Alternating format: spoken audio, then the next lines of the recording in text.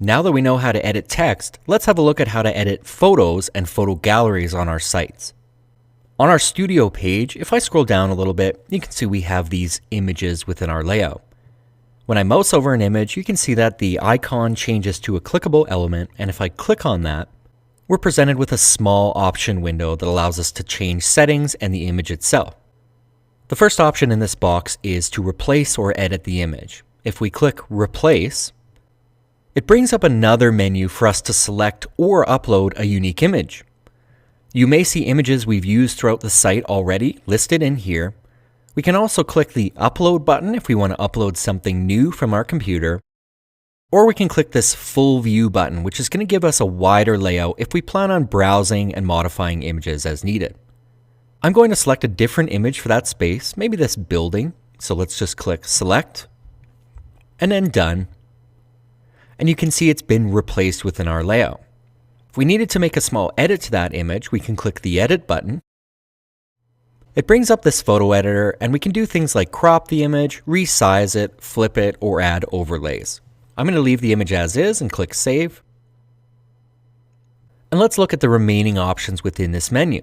Below that we have Link Image. If we click on this option, it allows us to apply a link to the image, essentially making it a button to be clicked to another page. So we can select an existing page, or we can link it to an outside page, an email address, or a file for a download.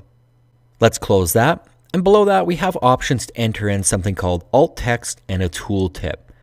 If you need help understanding what those are, there's these little question mark icons, and if you hover over them, it's going to give you a little explanation of what they do.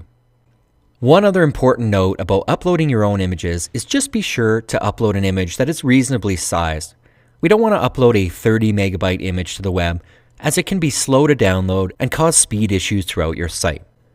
Let's close this box and let's edit the photos within a photo gallery. These are single images, but if I scroll down on this page, you'll see this area that shows some of the staff in our business. And if I click on that, this is a photo gallery, so you can see multiple images listed within. If we want to add new images to this area, we can click the plus image, and we're brought to the same image selector we had before. If we want to rearrange the images, we can just simply select these three little dots above the image and drag and drop them.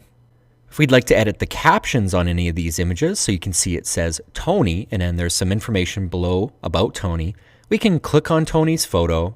It brings up the image settings for that, and if I scroll down in the image settings box, here's all of the information listed on that. So if we make a change in here, let's change his last name to Tony Smith.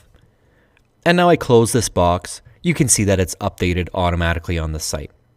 Another option that I have is to enable links on gallery images. So you can see the option here, and if I turn that on, what it's going to do is allow us to make these images clickable and go to other pages on the site.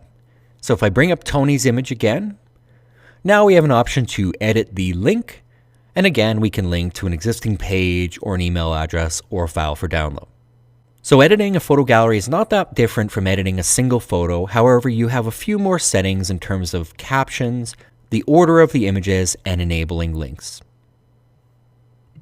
And again, when I'm happy with my gallery changes, we just need to republish the site and it will be live on the web.